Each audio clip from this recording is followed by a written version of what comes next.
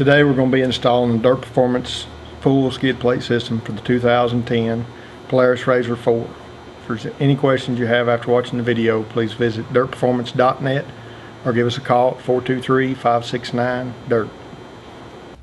I want to insert the backing plates inside the frame with the tabs pointing front to rear, and the insert alongside of it pointing up towards the top of the bike. Then line up the two front holes of the skid plate with the backing plates and insert the quarter 20 hex head washers into the holes through into the backing plates and thumb them in.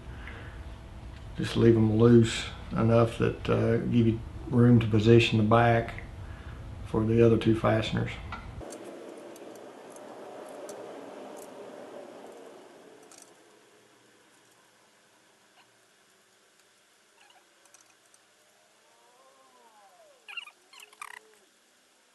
Once it's positioned, go ahead and tighten the two front fasteners down.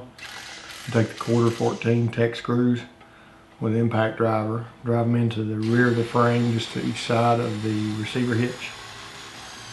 And once you get these two fasteners tight, the installation of the rear skid plate is complete. Next, we want to install the rear belly skid.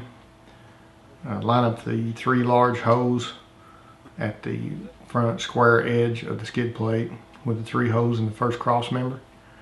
The 5 holes across the back, should be able to thumb your screws in, and once you get those 5 in there, you can go ahead and snug them down with the impact wrench. I want to be sure and put Loctite on each of these 5 fasteners before installing them into the frame to ensure that they don't back out.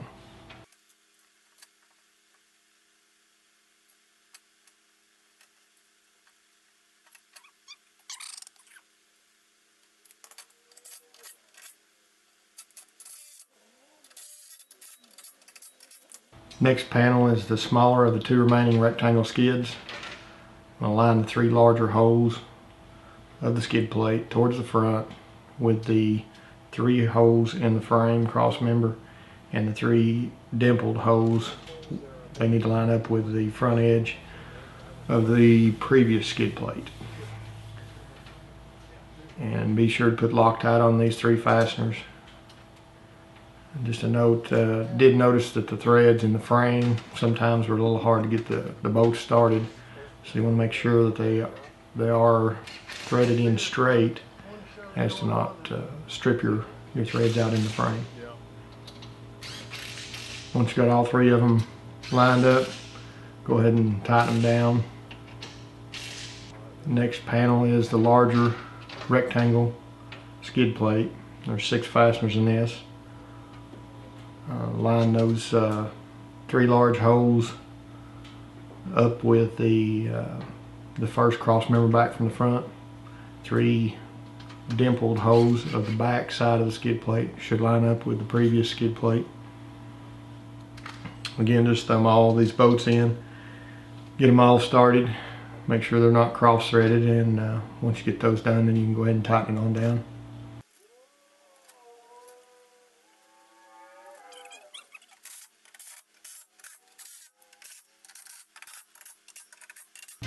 Next, we're going to move to the side skids before we continue with the belly installation.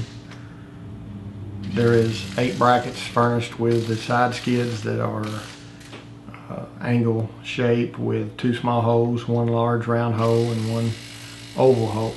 The round and the oval hole are made for mounting the bracket to the frame. The 2 smaller holes are for mounting the skid plate to the bracket.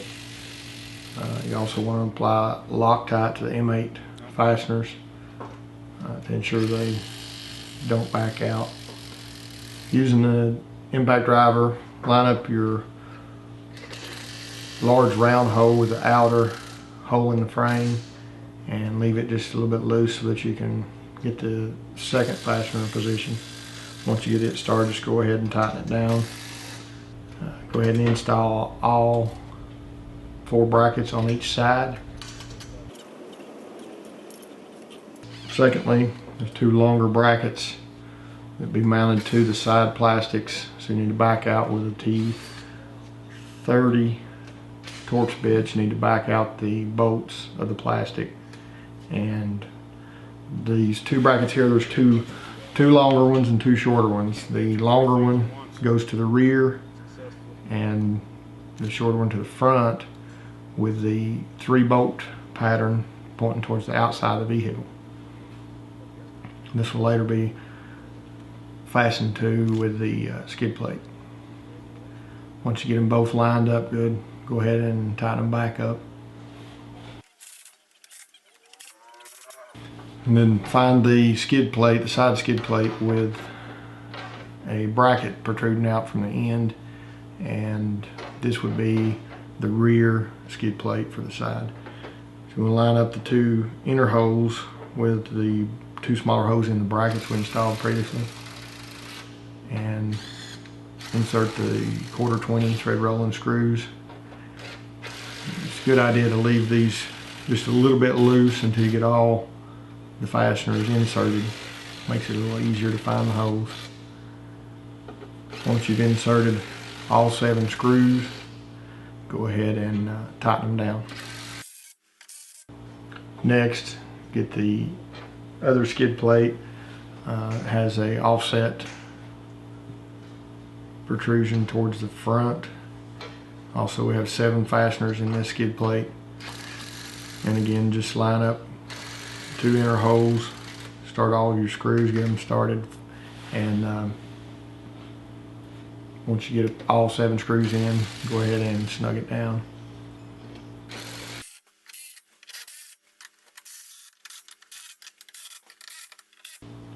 There is 2 remaining fasteners on this skid plate, which ties it to the rear skid plate.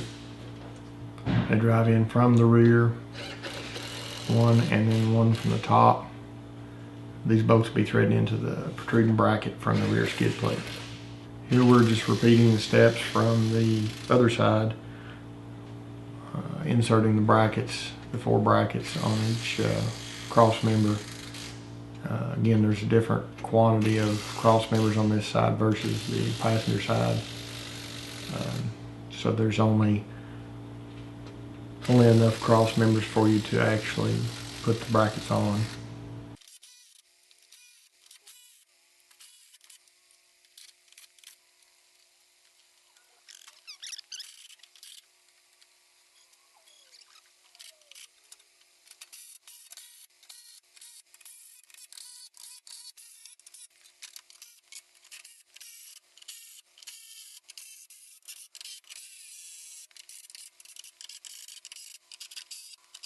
Once the side skids are completely installed, we need to move on to the front belly skid. This belly skid has quite a bit of an offset. As long as you line up the dimples the same as all the other skid plates, you'll be fine. There's a total of 8 fasteners. Again, remind you to put Loctite on each of these fasteners before installing them.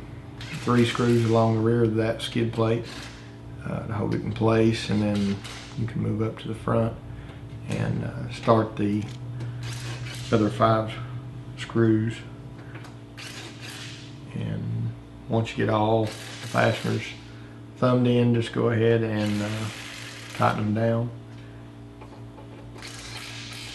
and that skid plate is complete. We'll move on to the front differential skid plate.